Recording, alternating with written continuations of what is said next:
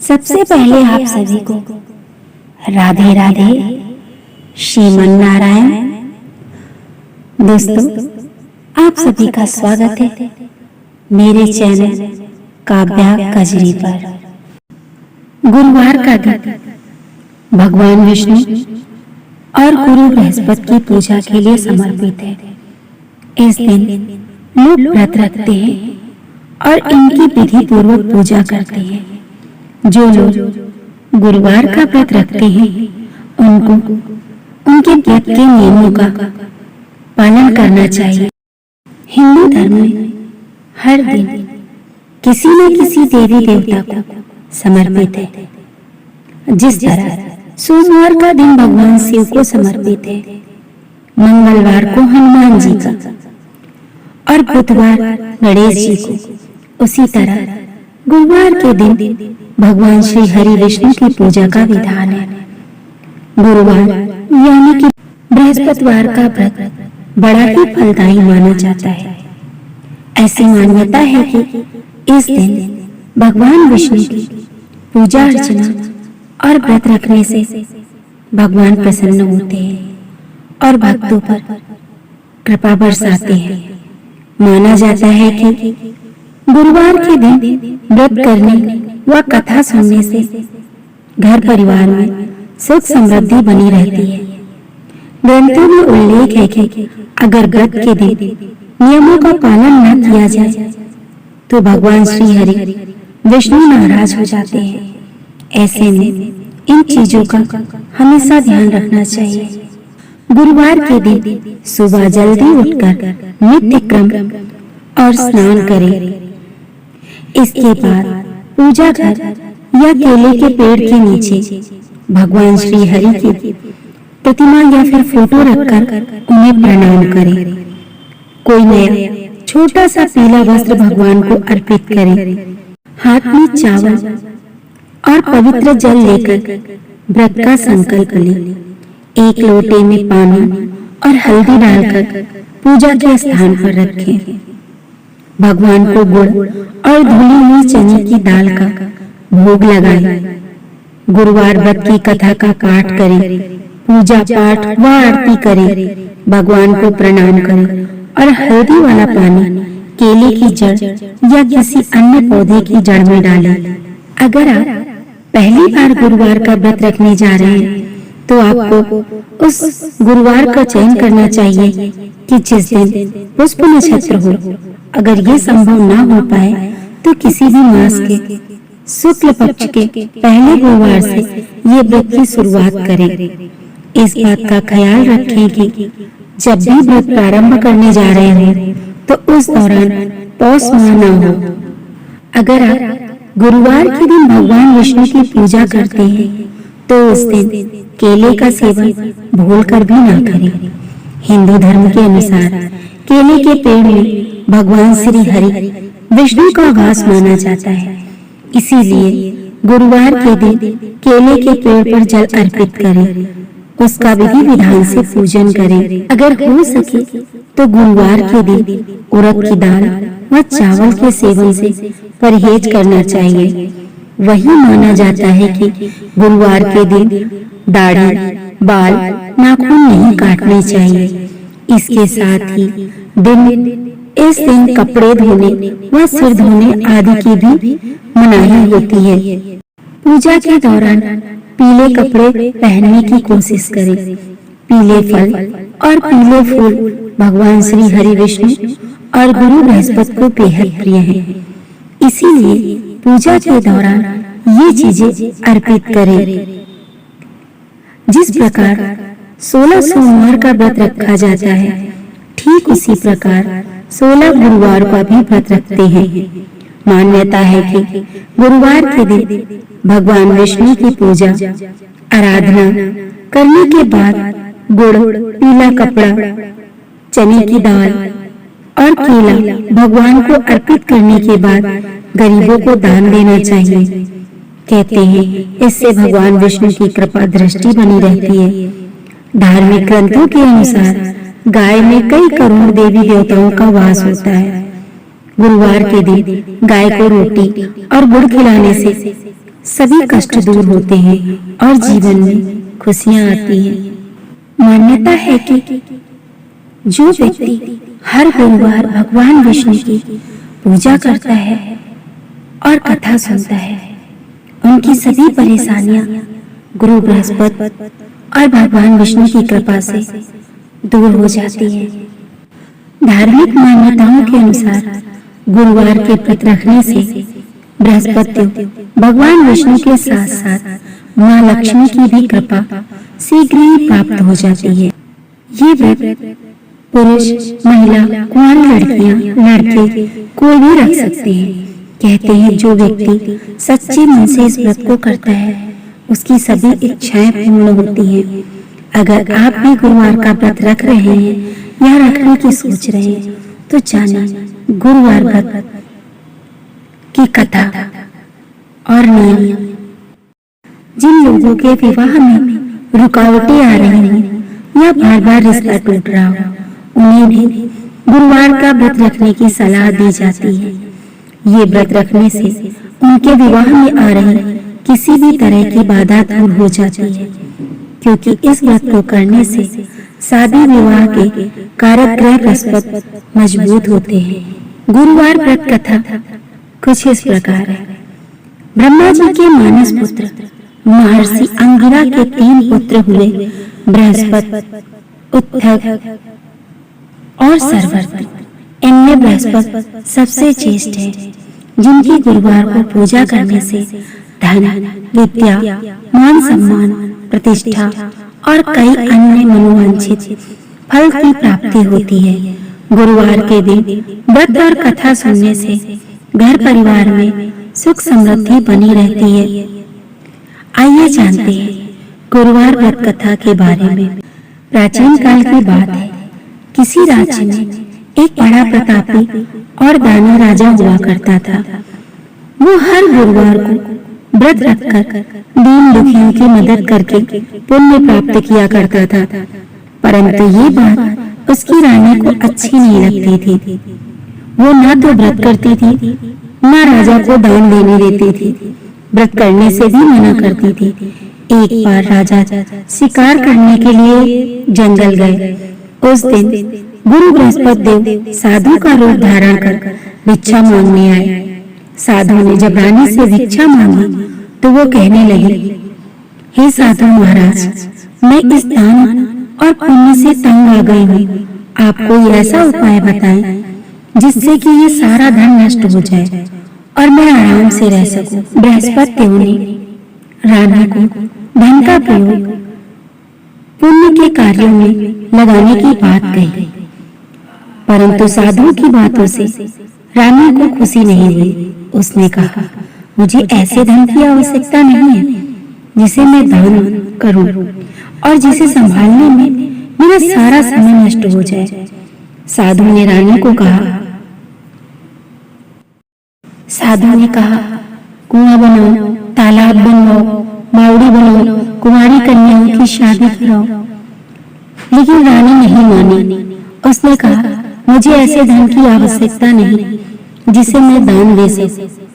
तब साधु बने बृहस्पति भगवान उससे बोले।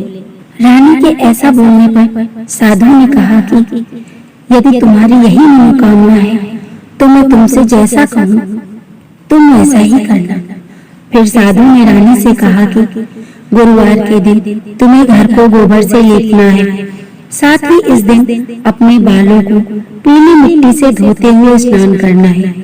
वहीं राजा से हजामत बनाने को कहना, खाने में मांसाहार का सेवन करना, धोबी को कपड़े धुलने के लिए देना। इन सभी कार्यों को 7 गुरुवार लगातार करना। इससे तुम्हारी सारी धन संपत्ति नष्ट हो जाएगी। रानी को उपाय बताकर बृहस्पति देव अंतर्ध्यान हो गए। साधु द्वारा बताए उपाय को रानी ने 3 गुरुवार तक ही किया था। इतने में ही उसका सारा धन नष्ट हो गया। अब तो राजा के परिवार में खाने पीने के भी लाले पड़ गए।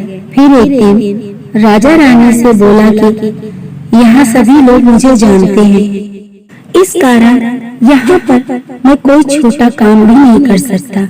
इसलिए तुम घर पर ही रहो, मैं दूसरे देश जाता हूँ। ऐसा कहकर राजा दूसरे देश चला गया।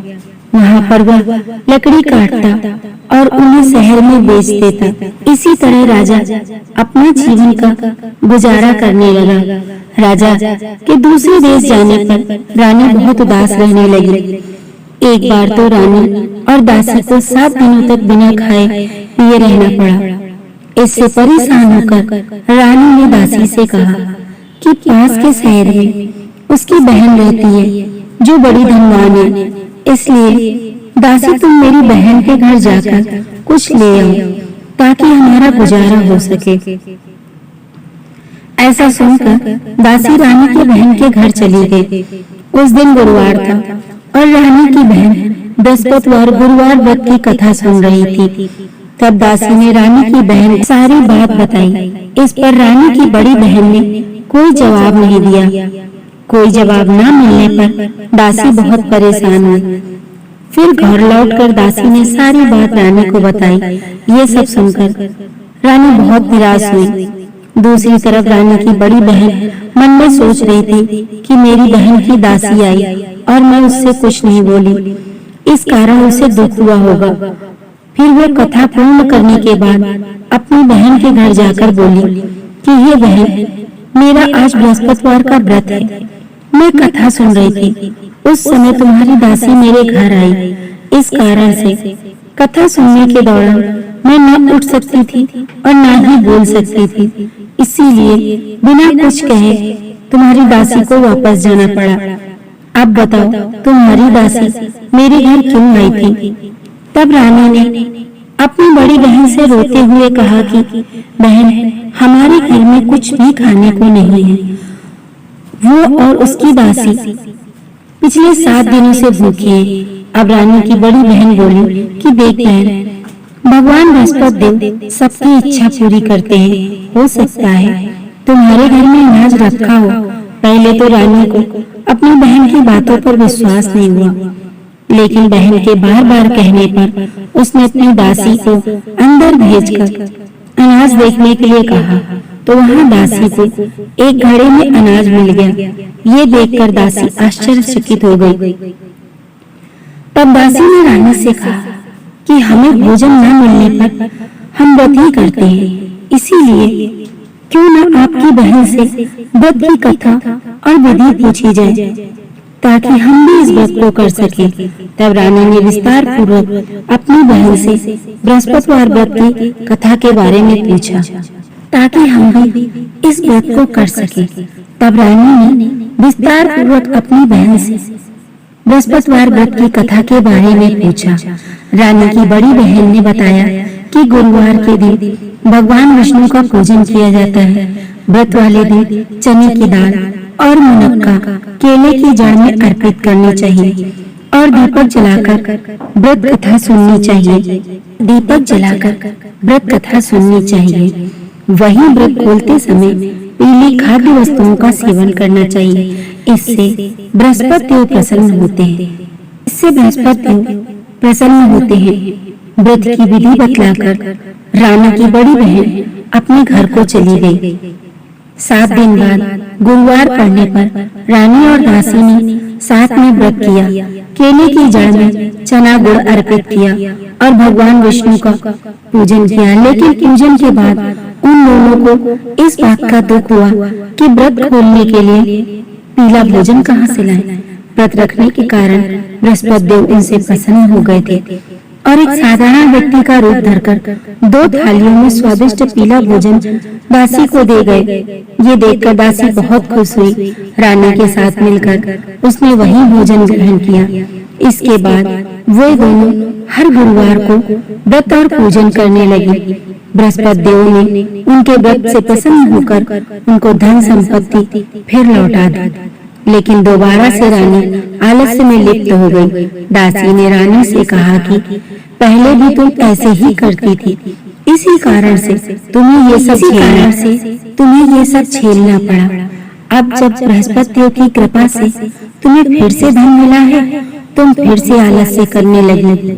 साथ ही दासी कहती है कि इतनी मुसीबतें झेलने के बाद हमें फिर से सुख मिला है, इसीलिए हमें दान पुण्य के कार्य करने चाहिए, जरूरतमंदों को भोजन कराना चाहिए और अपने धन को अच्छे कामों में लगाना चाहिए। इससे कुल का मान सम्मान बढ़ेगा और स्वर्ग की प्राप्ति होगी। साथ ही हमारे पितरों को भी शांति मिलेगी। दासी की बात मानकर रानी वैसा ही करने लगी। इससे सभी जगह उसकी प्रसिद्धि बढ़ गई। इस प्रकार बृहस्पतिवार के व्रत कथा सुनने के बाद श्रद्धा के साथ आरती करें, फिर प्रसाद बांटकर उसे ग्रहण करें। दासी की बात मानकर रानी भूखे मनुष्यों को भोजन कराने लगी।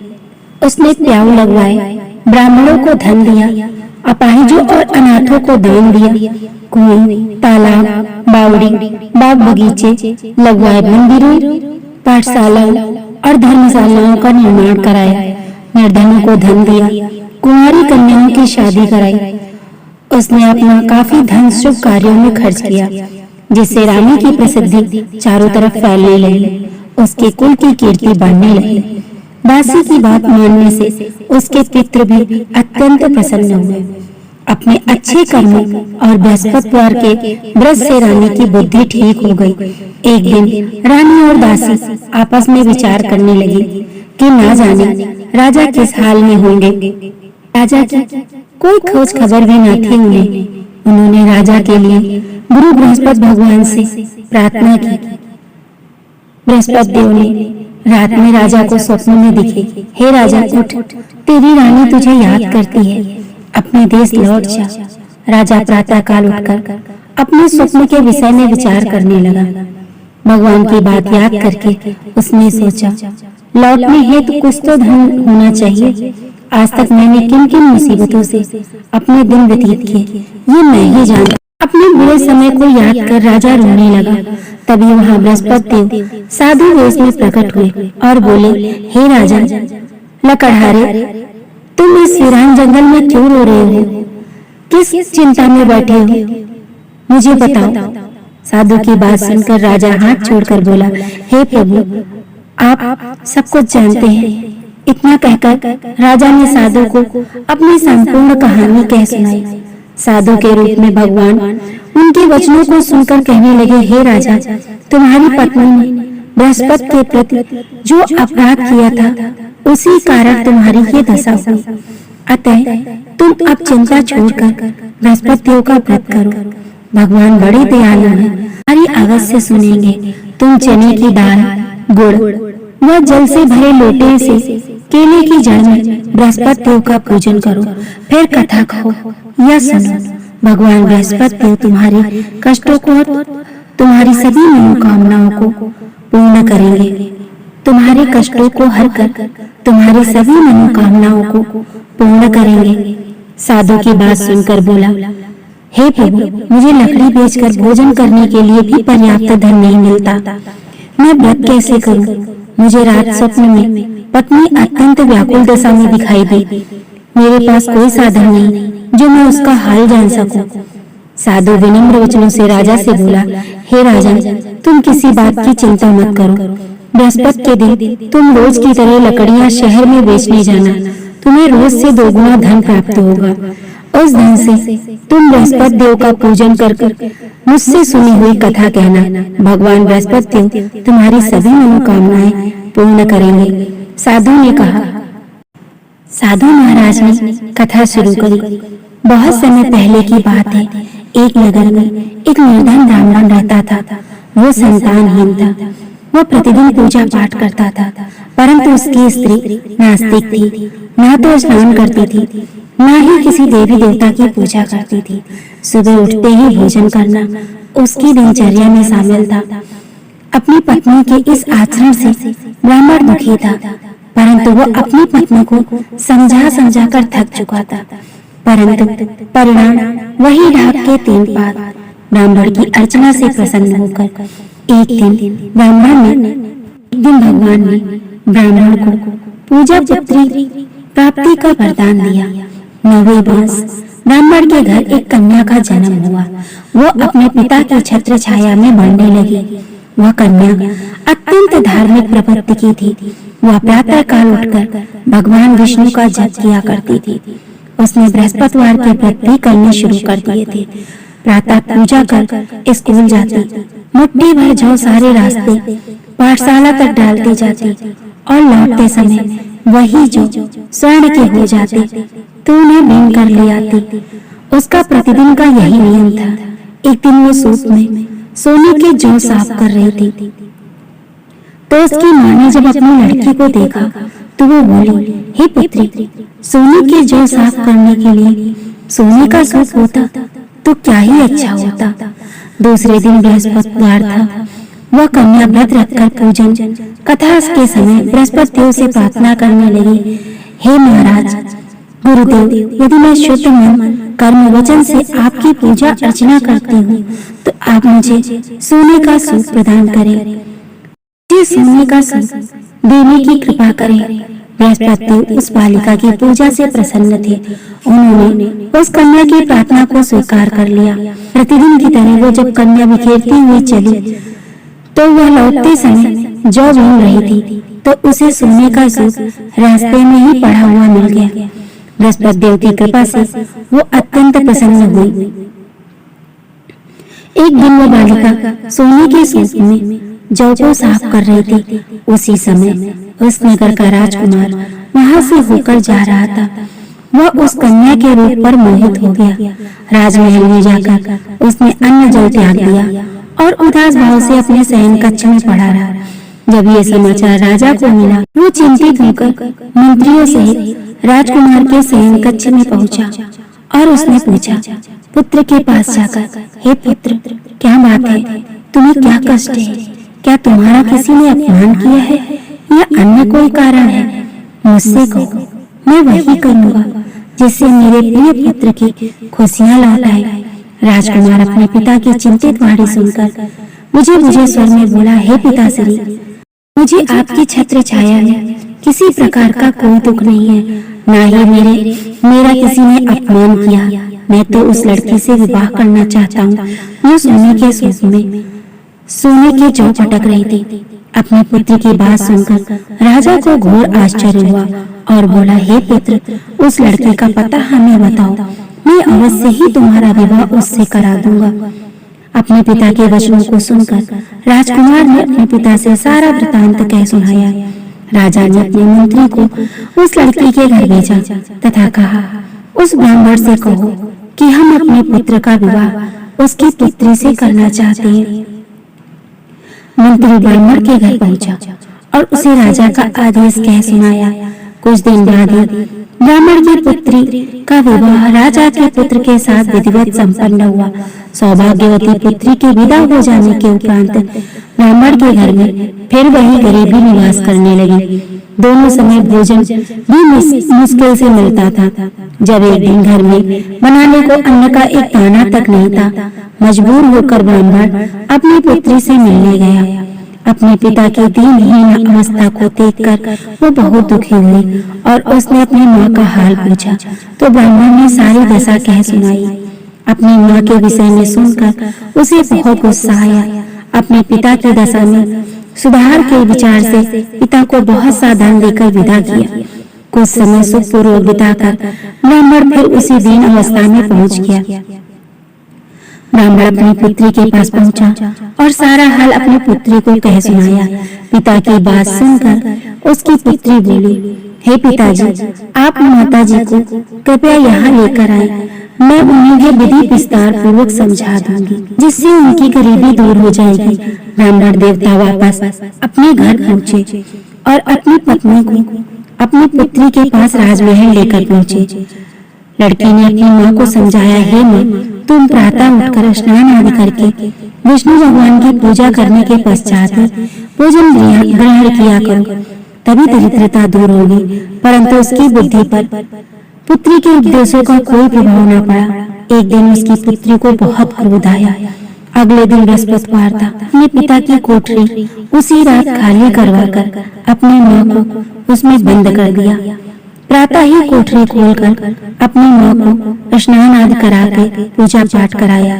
प्रभु की कृपा से उसकी माँ की बुद्धि ठीक हो गई और वो हर बृहस्पतिवार व्रत करने लगी। इस व्रत के प्रभाव से उसकी मां को पुत्र एवं धन की प्राप्ति हुई। इस व्रत के प्रभाव से उसकी मां को पुत्र एवं धन की प्राप्ति हुई और मृत्यु के पश्चात दोनों पति पत्नी को मोक्ष की प्राप्ति हुई। राजा को बृहस्पति देव की कथा सुनाकर साधु अंतर ध्यान हो गया। धीरे धीरे समय व्यतीत होने लगा। बृहस्पतिवार के दिन जंगल से लकड़ी काटकर शहर में बेचने गया। वहाँ उसे लकड़ियों के अच्छे दाम मिले।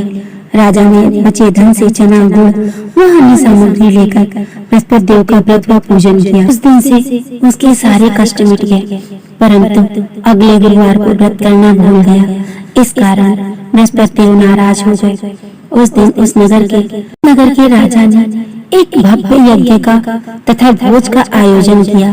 समस्त नगर के राजा के आदेश पर भोजन करने राजा के महल पर गया, क्योंकि राजा का आदेश था जो मनुष्य घर में चूल्हा जलाएगा उसे फांसी दे दी जाएगी। लकड़हारा कुछ देर से पहुंचा, इसीलिए राजा उसे अपने साथ महल ले गए और भोजन कराया। परंतु बृहस्पति देव के प्रकोप से रानी को अपना हार खूंटी पर नहीं दिखा। रानी को यह विश्वास हो गया कि का हार उस लकड़हारे ने ही चुराया है। लकड़हारे को बंदी बनाकर जेल में डाल दिया गया। जब लकड़हारा जेल खाने में गया तो दुखी मन से विचार करने लगा कि न जाने कौन से पूर्व जन्म के पापों की सजा मुझे मिल रही है। ठीक उसी समय राजा को उस साधु महात्मा की याद आई जो उसे जंगल में मिला था। उसके बाद बृहस्पति देव साधु रूप में प्रकट हो गए और राजा की दीन दशा देखकर बोले, हे मूर्ख, तूने बृहस्पति देव की कथा नहीं की, तो उनका पूजा से विमुख हुआ, इसलिए तुझे दारुण दुख प्राप्त हुआ। तू चिंता मत कर, बृहस्पतिवार को तुझे जेल के दरवाजे पर 4 पैसे मिलेंगे, तो उनसे गुड़ चना मंगाकर बृहस्पति भगवान की कथा कहना, तेरे सभी कष्ट मिट जाएंगे। ऐसा कहकर साधु अंतर ध्यान हो गया। अगले दिन बृहस्पतिवार था। जेल के द्वार पर राजा को 4 पैसे मिले। उसने गुड़ चना मंगाकर बृहस्पतिवार की कथा कही और प्रसाद बांटा। उसी दिन बृहस्पति देव उस राजा के स्वप्न में दिखे और उनको चेतावनी दी, हे राजा, तूने जिस निरपराध को बंदी बनाकर जेल में बंद कर रखा है वो एक राजा है, उसे छोड़ दे। रानी का हार यथास्थान खूंटी पर टंगा है। अगर तूने मेरी आज्ञा नहीं मानी तो तेरा राजपाट नष्ट कर दूंगा। राजा प्रातःकाल उठा और खूंटी पर टंगे हार को देखकर तुरंत लकड़हारे को बुलाया और क्षमा मांगी। उसे राजा के योग्य सुंदर वस्त्र और आभूषण देकर विदा किया। गुरु महाराज की आज्ञा अनुसार राजा अपने नगर को चल दिया। राजा जब नगर के निकट पहुंचा तो उसे अत्यधिक आश्चर्य हुआ। नगर में पहले से अधिक बाग, तालाब, कुएं तथा बहुत सी धर्मशालाएं, मंदिर आदि बने हुए थे। राजा ने एक व्यक्ति को रोककर पूछा, ए सुनो, ये धर्मशालाएं और बाग किसने बनवाया? ये तो वो बोला, ये बाग बगीचे, धर्मशालाएं, पाठशालाएं ये रानी और दासी ने बनवाए हैं। ये सुनकर राजा को अत्यधिक क्रोध आया।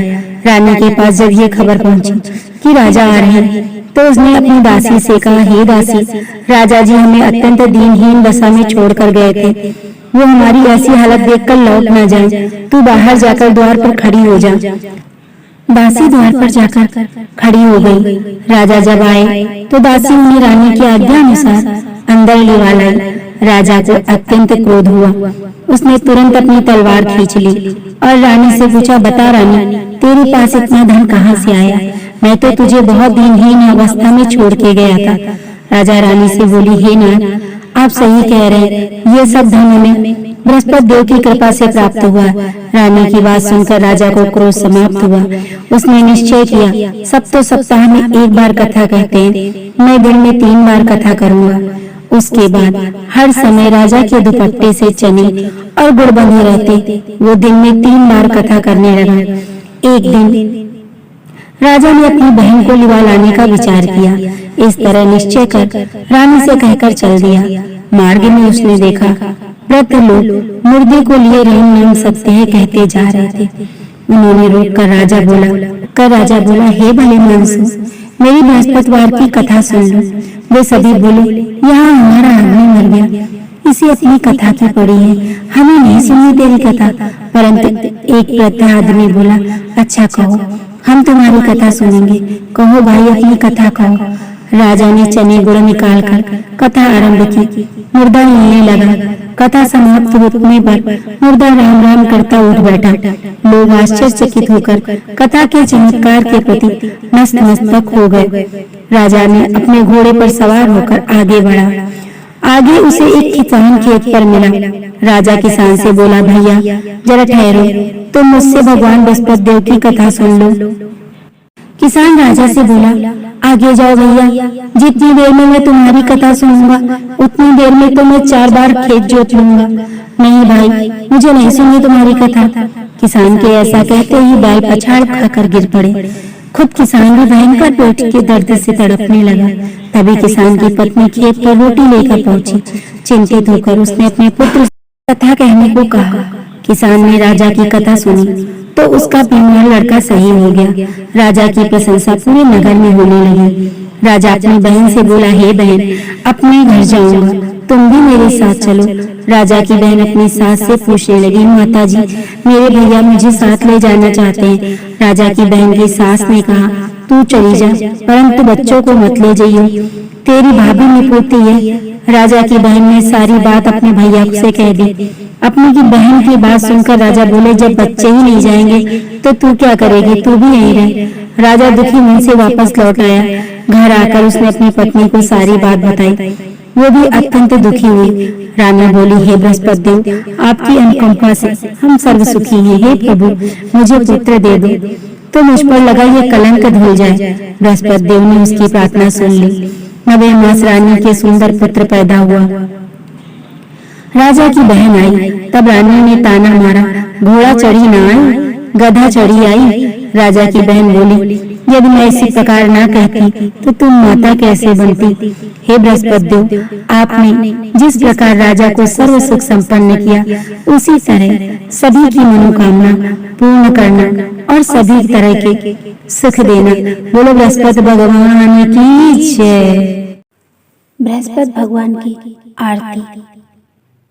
जय बृहस्पति देवा, ओम जय बृहस्पति देवा, छिन छिन भोग लगाऊं कदली फल मेवा।